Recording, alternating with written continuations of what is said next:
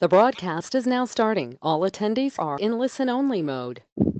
Well, good evening, everyone, and welcome to the FRC District Briefing. If we haven't met yet, my name is Kevin Ross, and I am the FRC District Chair.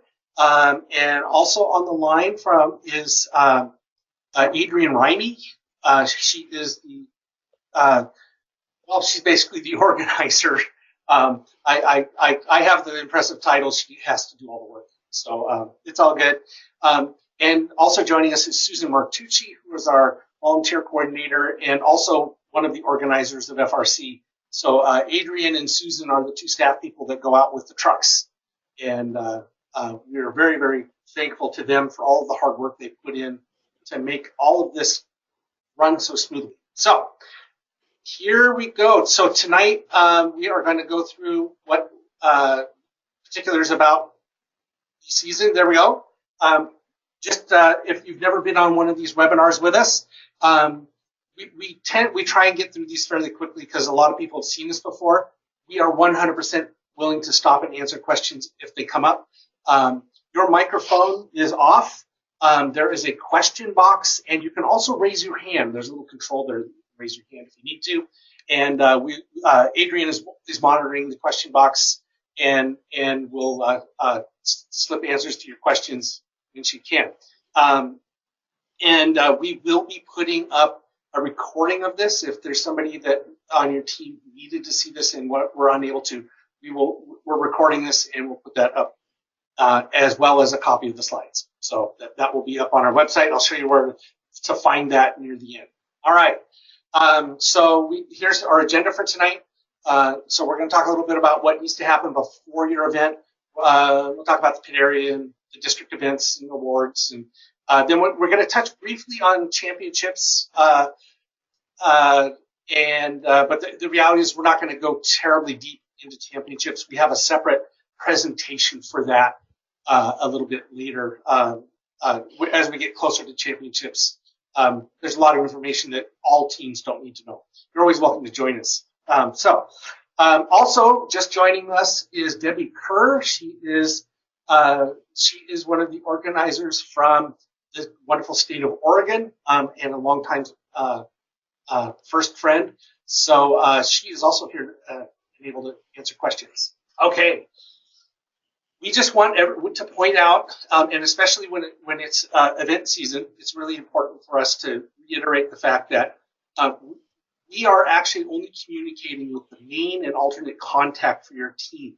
So if you see important information that we're giving out, especially when it relates to the events, we need you to disseminate that to your team. The rest of your team is not seeing what we're sending out likelihood. So please, please, please, if you're seeing things that the rest of your team needs to know about times or about parking or about those sorts of things, please share that with your team.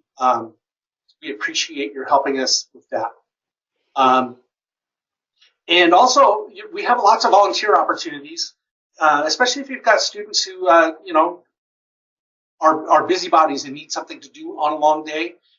We have lots of volunteer opportunities, some of them for a couple of hours, some of them for all day. Like we oftentimes need cameras people, and that's a great job for students who help with field reset or the safety glasses and those sorts of things. So we need you to communicate that to your team. We very much appreciate doing that, and that helps us run the events nice and smoothly. We do need teams. In fact, actually, we require teams to help staff the safety glass tables. It's only for an hour or two. It turns out there are some kids who are just happy to sit there all day. So we love those guys. But there will be somebody coming around and getting your team to sign up. And so you need to make sure that your team is aware that that's sort of your civic responsibility at a first event. So we appreciate that. If you do have team members that would like to sign up, there's the link right there, usfirst.org/VIMS. And the process is you create an account on that website, and then there's a link to register or a link to volunteer, and they can go find the specific events that they are attending. And so we very much appreciate that. And also, if you've got parents that are looking for something to do, we can always use an extra hand or two at times.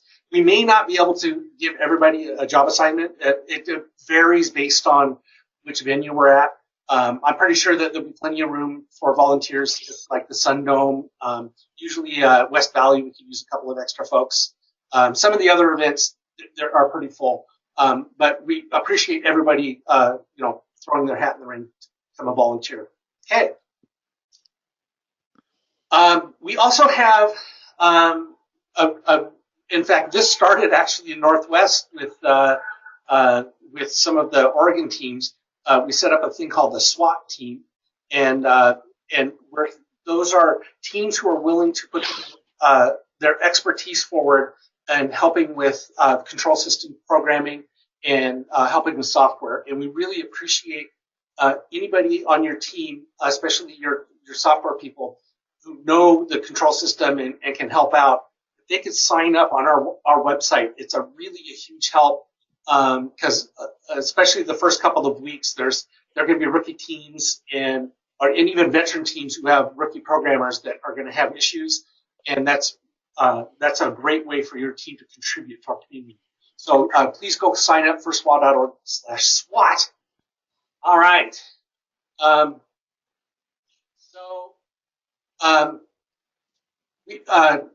We used to do individual webinars for each event, and we were really out on events. So this is the generic version of it. Each event will have its own specific details, and we're working hard on getting those out. We're usually usually get them done about 2 weeks beforehand, because there's always little details that are changing. And Kevin, actually, not usually. The Clackamas, Mount Vernon, and Wilsonville are all posted. They are posted the Wednesday 2 weeks prior to the event. Yes. So it's all up there. Yeah. So those events are all up there, and there's stuff that we need you to do. So please look on the site. I also email the main and alternate contact when I put it up, so they do get an emailed copy of it as well. Perfect. And it's real important that somebody on your team, well, actually, it's really important that at least one of the main contacts of your team take a look through this stuff. Not only things that'll help you, like food options and such, but especially parking, since a lot of these events are done in high schools. We really need you to take a look at these things and read through them so that you know what's going to be specific to your event. And each one has little quirks and little differences, and so we appreciate your checking that out. And you'll be able to find that we have this event page. In fact, I'm just going to bring it up real quick so you can see it.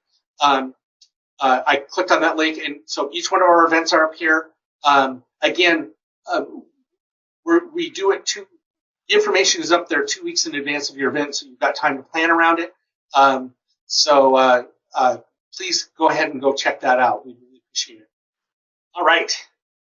And of course, it's your responsibility to forward this information on to your team members and your parents, especially the stuff about when to arrive, where to park, and that sort of stuff.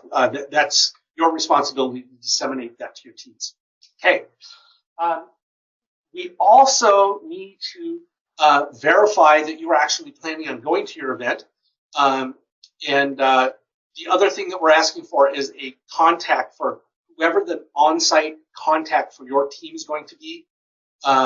It's really important that we get this. If we haven't seen you, we really like to be able to get a hold of you. Plus, it's our ability. This is our ability to find you in case of an emergency with one of your teammates. And if you're actually expecting to get a table in your pits, you need to tell us that you need a table. Otherwise, you do not get one. We have to rent those, and actually, we have to call the rental company. So please get in there and register for those right away, so that we know that you need a table from us. Otherwise, you're not going to get one. All right? Fair enough. There's the link, firstwa.org/FRC RSVP. Easy form. Appreciate doing that.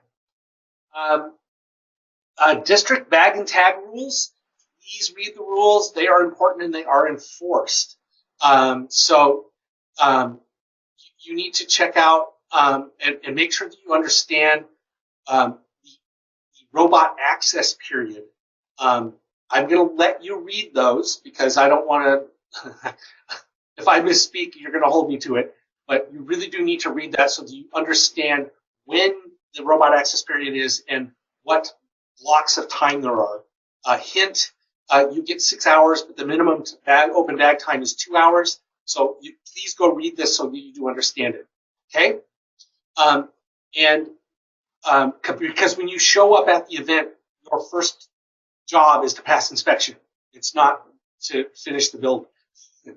Now, and we say that you hear me chuckle about that. Everybody shows up and is frantically doing stuff at the last minute, and that's fine, and getting help from your neighbors. But the intent is for you to fix stuff in your own shop. Okay.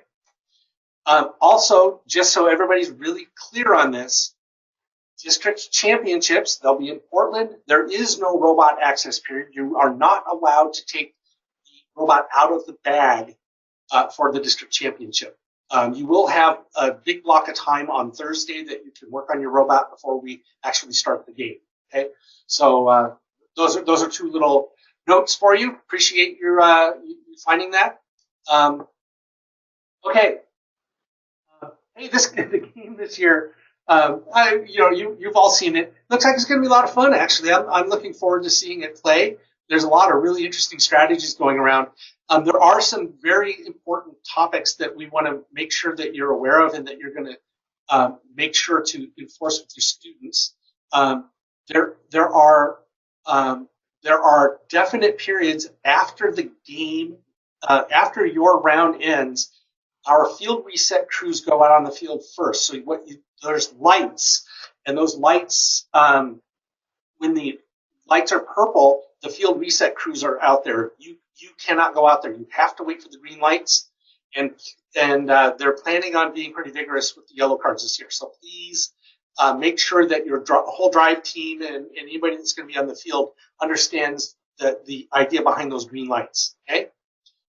We also know from experience from people practicing that it's real easy to bonk yourself on the head on those scales, especially it may be tipped one way and you're standing there and somebody removes the blocks off the other side, you could get knocked on the noggin. So we want you to be really careful around the scale. Okay. The other thing I want to point out is that this game, it is entirely possible that you are going to be hanging from somebody else's robot, or somebody else's robot may be hanging from yours. We really need teams to unhang their own robot and or have very carefully worked out assisting the other team. But we really expect teams to go out and unhang their own robot. So even if you're in a hurry, please don't remove somebody else's robot from yours. There are all sorts of hazards with that and all sorts of internal knowledge people have about their robots. We don't want you to break their robot, and more importantly, we don't want you to reach in there and learn that you shouldn't put your fingers there. Because so please keep that in mind and be really careful about following the directions from the FTAs and the field supervisors. We're trying to keep people safe. We've never actually had we haven't had robots hanging off of other robots in quite a while, and that can be a pretty big load of robots. And if something was to break, we got a 300-pound thing coming down. It won't be good for anybody. All right, dead horse. There we go. In terms of how to plan for your event, we're mostly in high schools, so kind of keep in mind the fact that we'd love to have you invite folks and bring your entire team, but there are limits to the seating capacity that we have, and some of our teams in the Northwest are huge. First jaw always drops when I tell them how big some of our teams are. If you want, you may consider spreading the teams across multiple events, and it's completely up to you, but we just want you to realize the seating could get limited if everybody showed up.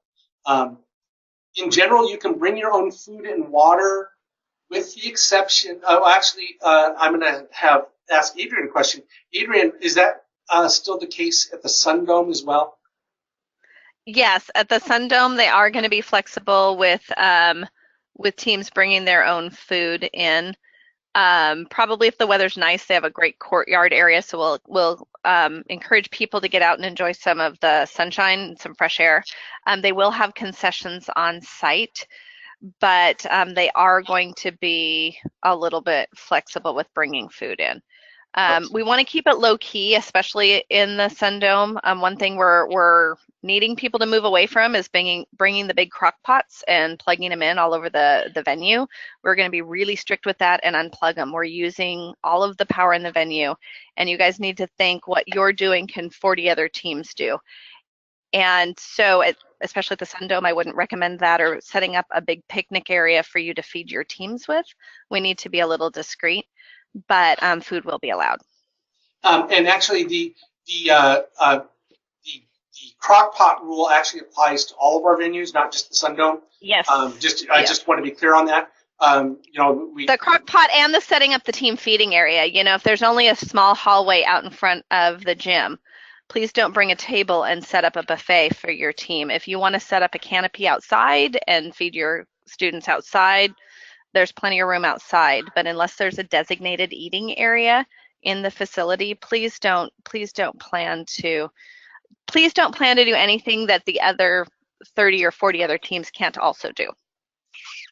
Okay, and we're generally in high school gymnasiums, and so they never actually plan to distribute that much power around, and you plugging in a crock pot, even if it's in the hallway, runs the risk of actually tripping the breaker on the game and stopping the game. So, and that causes all sorts of issues for us. So we're actually quite strict about this. Okay. We love it when schools show up. I'm pretty sure West Valley is probably going to bring up lots of fifth graders and sixth graders to kind of check things out. When that happens, we want those students to sit together as a group. So please make sure that everybody on your team is gracious and professional when we walk in and ask them to slide down. And actually, we kind of need you to make sure that your parents know that as well.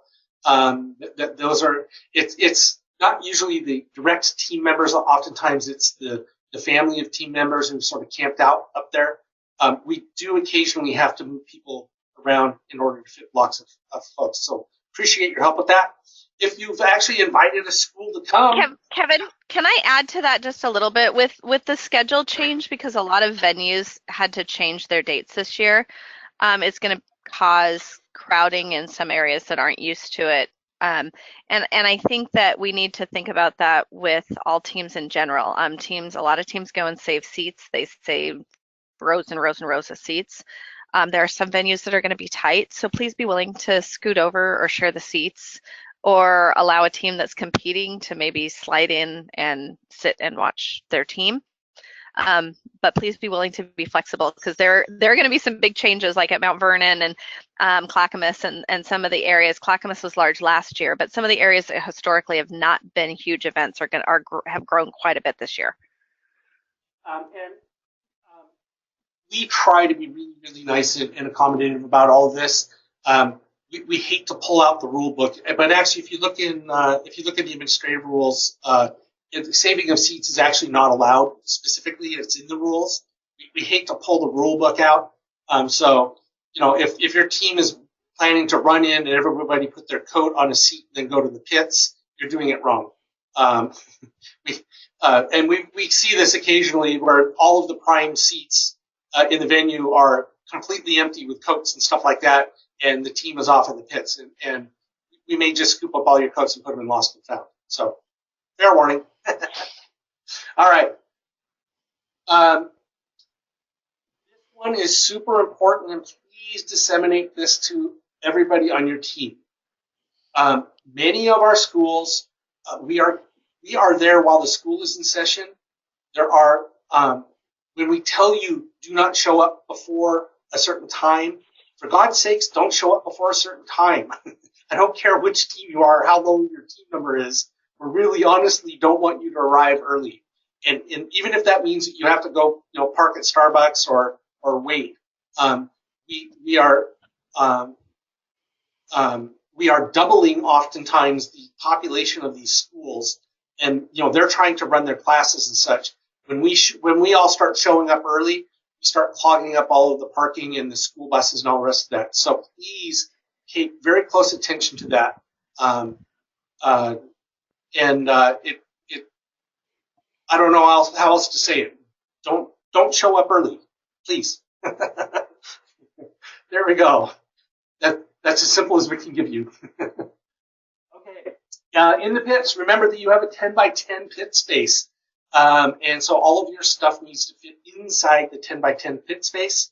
Please don't have little tables that poke out.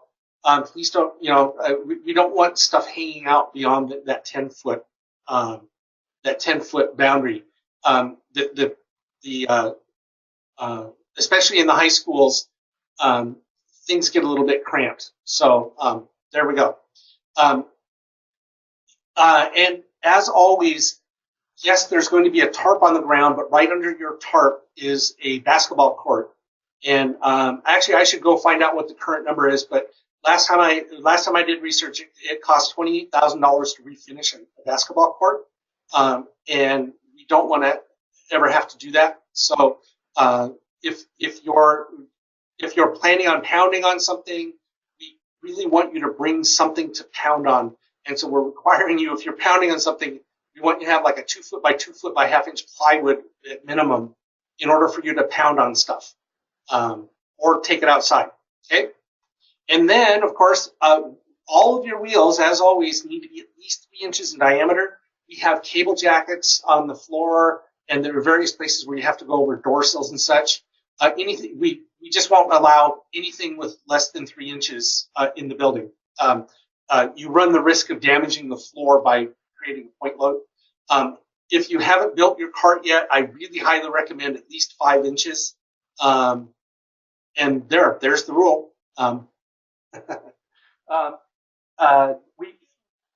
Most of our events are in generator again.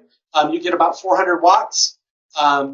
So I think you should, if you're going to bring in lighting, make sure it's LED lighting. In general, we turn the generators off at night, so your batteries are not going to charge overnight. So keep that in mind, okay? You may not use any outlets in the gym. I don't care if it's on the wall and it doesn't look like it's being used. You're just not allowed to do that. You get an outlet in your pit, that's your power. So you've been warned. We will, if we find something sitting there plugged into a wall, we'll probably take it, put it in lost and found for you. So we're pretty serious about that because we do occasionally get those breakers to trip. Okay. All right. Sorry about all the rules, but that's what we've got. It is your responsibility to bring safety glasses for everybody on your team, your parents, and your visitors. We don't have that many glasses to loan out, and so you just need to bring your own. And you need to bring them, and they need to be in your car so that you can walk into the pits from outside with your safety glasses on. Don't store them deep in the bowels of your toolbox and expect to go to your pits and pull them out. So in order to walk into the pit area, you need to have your safety glasses, and the safety glasses actually need to be on faces. So keep that in mind. You should plan on bringing a 15-foot extension cord. Actually, I'll modify this for next year. We changed our pit power setup, but so you probably won't need the 40-footer anymore. So you could remove that if you want. You should probably bring at least one power strip because you're going to have multiple things to plug in. You get one of the plugs that we provide you. Each one of our little yellow boxes is attached to a big, heavy extension cord. There are 4 outlets on it that will service 4 teams. Do not use more than 1 outlet out of our equipment. Please label your team number on both ends of your extension cord that you're plugging into our equipment. When there is a pit power problem, it's super, super helpful for us to be able to look down and figure out which team is plugged in. So please do that. Appreciate it. The other thing you should bring is your team roster with all your STIMS information to your events. And if somebody is not in STIMS, you need to print out a handwritten consent form for anybody that's not there. And you will need to bring a consent form to each of the events. And Kevin, can I reiterate that the goal is to really get everybody in STIMS. We really don't want to see that many paper consent forms unless it's absolutely necessary. And we actually don't carry that many with us. So please don't come up and ask us for 30 consent forms to go have your kids fill them out really quickly. Yep. And robot lockup forms, they should be with you when you arrive in the building, because the first thing that happens is that we direct your robot over towards the inspectors, and you need your robot lockup form to be with you when you enter the building. So, good enough. So this is this is a good list for you to go ahead and you can screenshot it, or you can get it out of the slides. The slides will show you where the slides are going to be. This is a definite checklist for you to bring with you. Thank you for that. Hey, some other fun stuff. We'd love to have your alumni show up. It's always fun to have your team members come back. We at the end of lunch on Saturday, at all of our events, at the end of lunch on Saturday, we're going to bring them out on the field and recognize them as alumni. And if they register at Pit Admin, they'll get we'll have a little gift for them. So we'd love for your alumni to come and show their support for your team and also be part of the FRC community. Alumni who are volunteering get even better gifts. So alumni volunteers are awesome. We'd love to have them do that. Unique to the Northwest is Boeing. Boeing is going to do a mentor recognition event. And this is going to be at Auburn, Glacier Peak, and Auburn Mountain View. The Boeing company is going to let's see. I think we deleted the wrong bullet. I think it's around lunchtime, isn't it? Yeah, here, I can talk about it a little bit. Yeah. So it's going to be around lunchtime at Auburn and Glacier Peak. Auburn Mountain View, because school is in session, it will be around 4 p.m. And they're inviting all the teams with Boeing mentors to come. There'll be a small presentation and a social. We are going to have Boeing mentor pins at all of the other events at Pit Admin. So if you have Boeing mentors, Boeing's not going to be able to make it to all of the events, but if you have Boeing mentors on your team, ask them to come up to Pit Admin, and we have a nice little pin for them to thank them for being a mentor. And we very much thank Boeing for being our prime sponsor. I mean, really honestly, First in the Northwest wouldn't happen without the amazing support that Boeing has been giving us for a long time. So thank you to them, and we appreciate the fact that they're willing to come out and do a little extra for the mentors. I think that they're an amazing partner in our community. So, all right. Just to be sure everybody's aware, we will have award ceremonies. All of our events we'll be doing elimination rounds. Top 8 teams become alliance captains and select their 2 alliance partners. That means 24 of the teams in the event will be in the elimination rounds.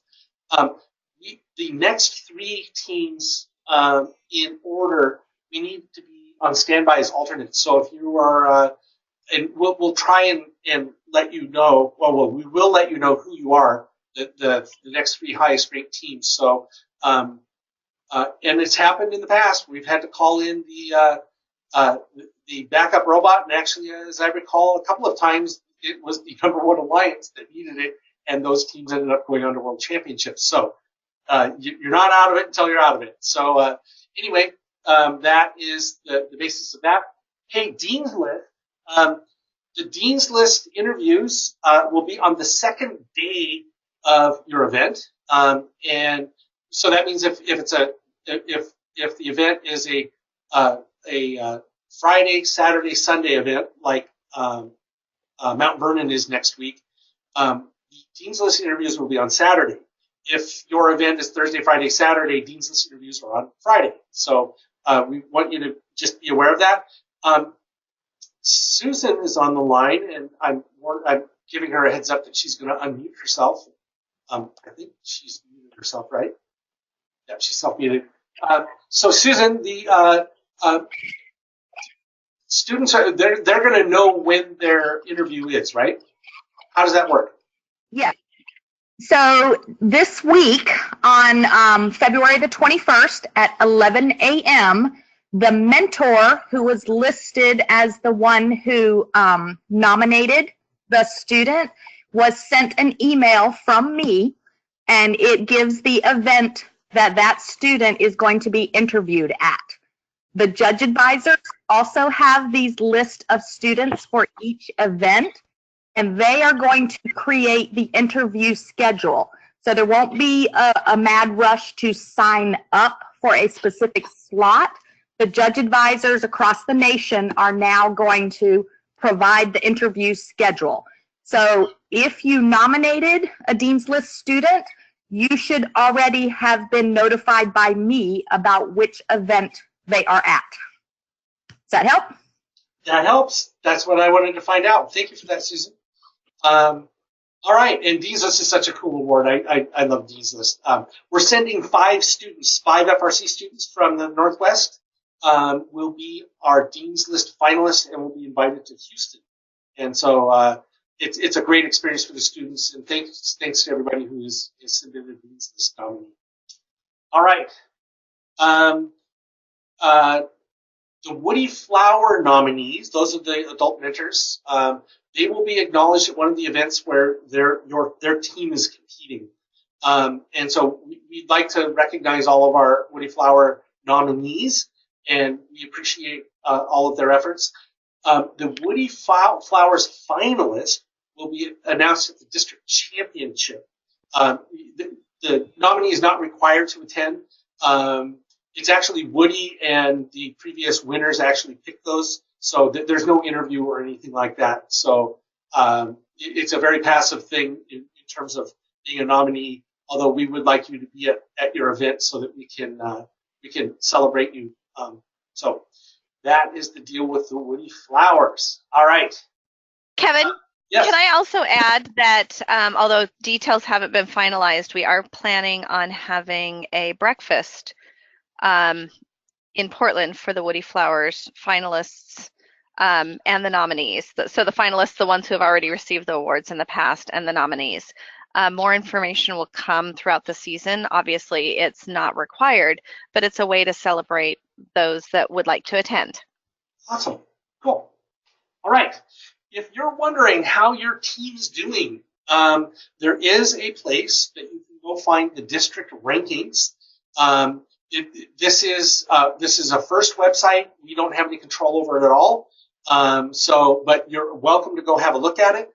FRCdistrictrankings.firstinspires.org. That's where you find out the standings of all of the teams. And for those of you who are relatively new, there is a unofficial website called the Blue Alliance, who actually works very closely with First on a lot of different things. And the Blue Alliance has a ton of information. It has they manage to scrape all of the records of events, and they have full team histories and those sorts of things. So if your teams are wanting to scout and wanting to check out things from previous events, the Blue Alliance usually is a great source for you. So you might want to check that out. Okay, advancing to the district championships. 64 of our 154 teams are going to the district championship. It breaks down as 9 teams are going based on winning their district event chairman's award, so they get an automatic bye.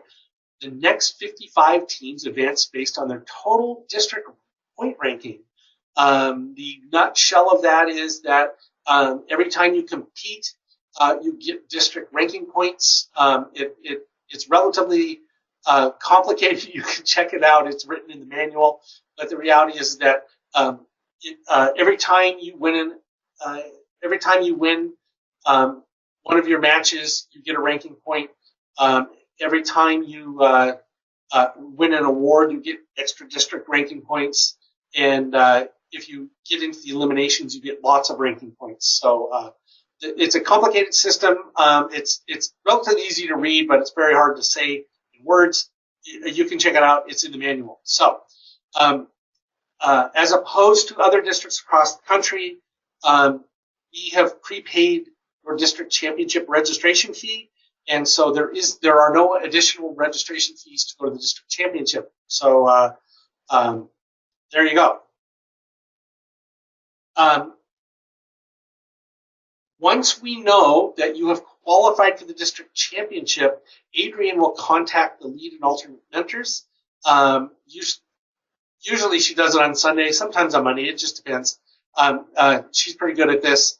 And we need you to actually be prepared to tell us whether you're going to the district championship or not.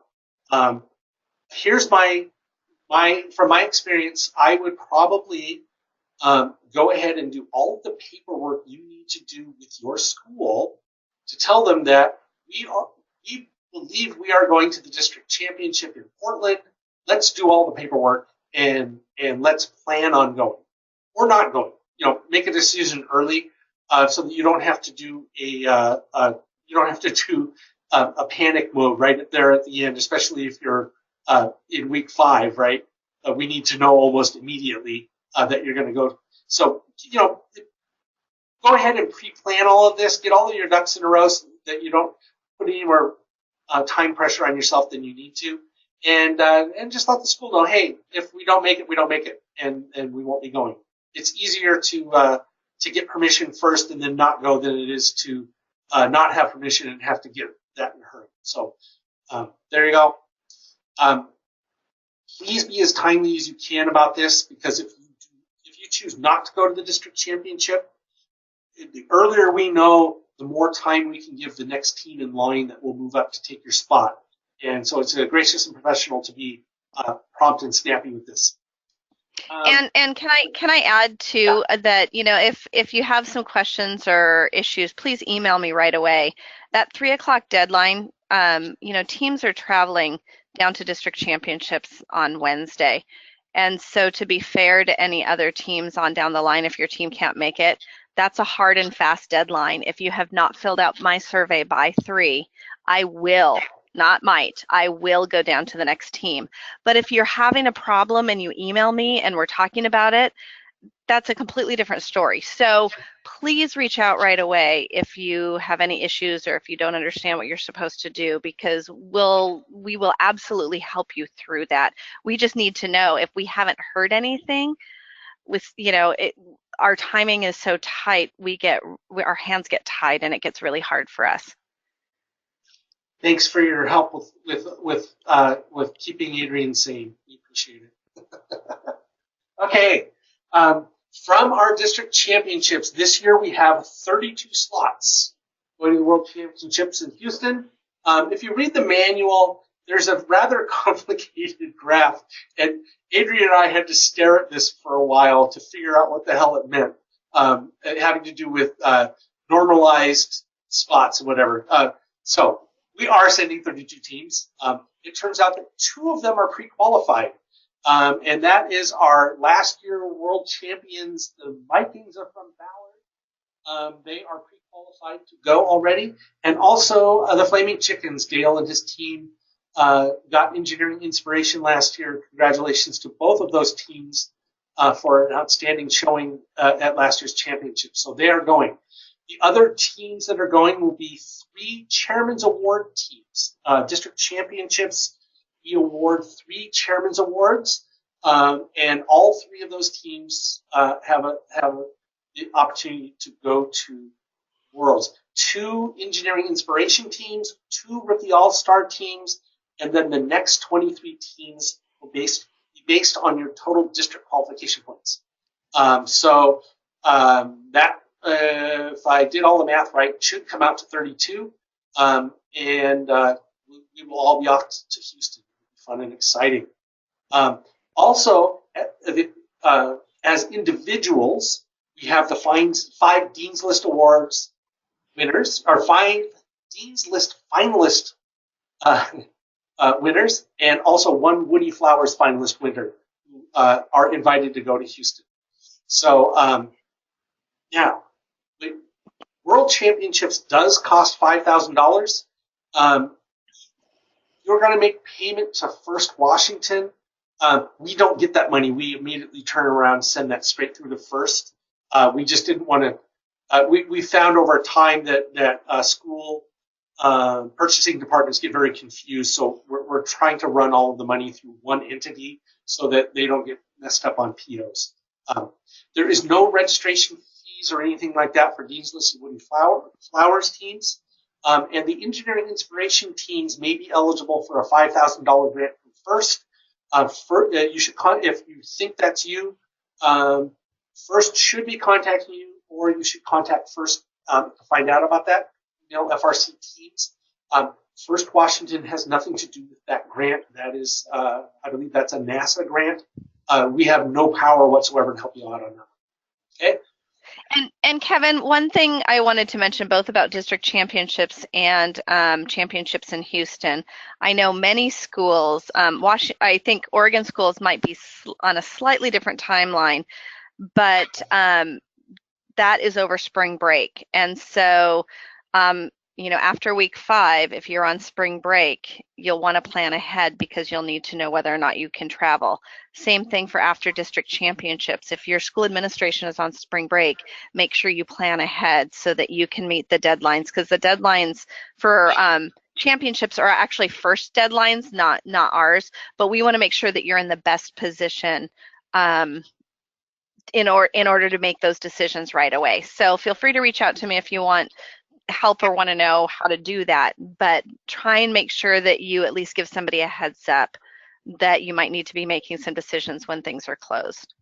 Yeah, and again, this is one of these things where if you want to do yourself a huge favor, get pre-approved by your district. I know my district to do out-of-state travel requires a school board vote, and it just varies a little bit between districts, and the school board only meets every now and then, right? And so it's really it can be a real fiasco to get all of the approvals, because you may get surprised, even though you may actually win district championships and end up going, right? And what we really like you to do is to talk about it as a team beforehand, understand what the costs are going to be, understand whether you actually want to do this or not. There are teams who decline to go to Houston because of expense or schedule or those things, and that's 100% fine. It's optional to you whether you want to go, but plan that out. We'd love for you to be able to walk up to Adrian and Lori Burkhammer and the travel people the day of district championships on that Saturday and say, yes, we are going. And it makes life a lot easier. If you have to go back and get permission to go, you're setting yourself up for a very stressful couple of days. It's a lot easier to do that over time. Dead horse, got it, but that's our advice for you. Registering for the World Championships, and we're not going to spend a whole lot of time on this because we'll do that for the district championship one, but it happens very, very, very quickly. Saturday is the event. The link goes out Monday. You have to know by Tuesday, right? And so it happens so quickly that if you have that decision ready to go, you're going to be way better off. Okay. Oh, hey, look at that. We've hit the end. Adrian, I think did we end up with any questions? Actually, we did.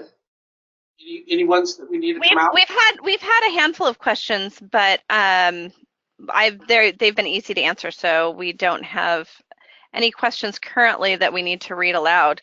Okay. We can certainly stay on for a few minutes if people continue to have questions, and we can answer questions. Okay. Cool. Yeah. So thank you all, by the way, for doing this. This is a program that, of course, I love dearly, and I hope you all realize just what a huge impact we are having on these kids, and you are having on these kids.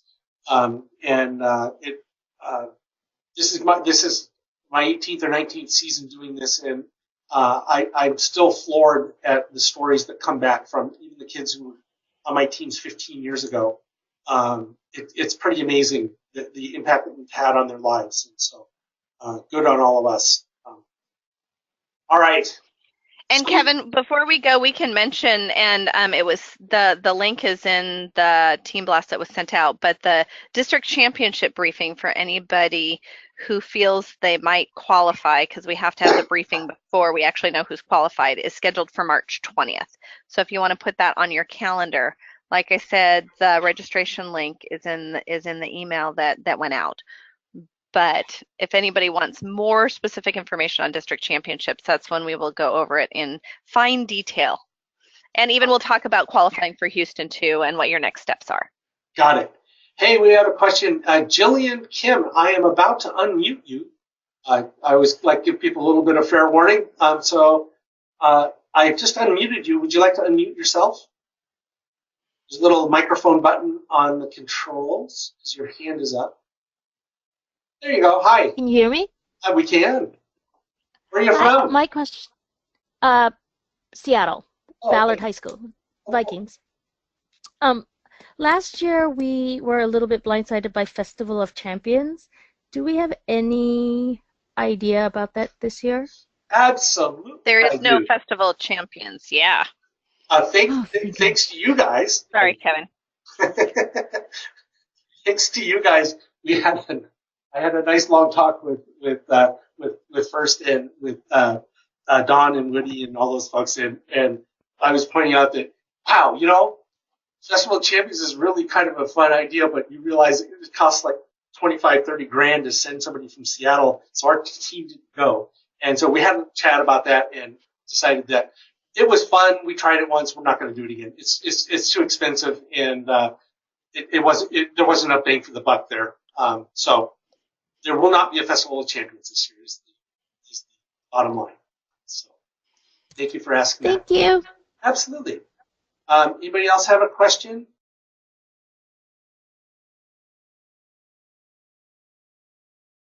Okay, I'm not seeing many. Nope. Okay, well, with that, I think. Did you show everybody where the webinar would be posted? I was just going to do that. I was just thinking about that. All right, this is our website, and let me see if let me show you how to drill down. We're working on an update, folks. We realize that our website sometimes is not as user-friendly as it should be. Okay, firstwashington.org. You go over here to Team Resources, and you come down to First Robotics Competition, and then you come down here to Workshops and Webinars and click on that. This is where we keep all of the records of our webinars, and you click on one of these little fellows, and like this was the last one that we did, and so there'll be a link to the recording, a link to the slides, and any other relevant information we'll stick in here. And you can so if you ever miss one of our webinars, this is where you find them, and they go back years. If you want to go listen to us from years ago. Excuse me. So tonight's will be up there in just a couple, probably about an hour. Okay? Although try and give us 24 hours, just because sometimes things happen. So by tomorrow evening, if it isn't up, feel free to send us an email. But Kevin will probably have it up earlier. And then the RSVP page, just so this is it. It's really straightforward. We just need your contact info and whether you want a pit table or not, and we want you to acknowledge that your wheels are at least 3 inches. And then we'd like to know about how many people you're bringing along with you. So, and if something changes or if you need to add another person, like for example, I signed up on this and I realized Eric Nesbitt was actually on the call. Eric, you should go do this. Go ahead and make whatever corrections you need on here, and we'll probably use the last entry that you find for you. Okay. And you can do it for all your events now. You don't have to wait until right before your event.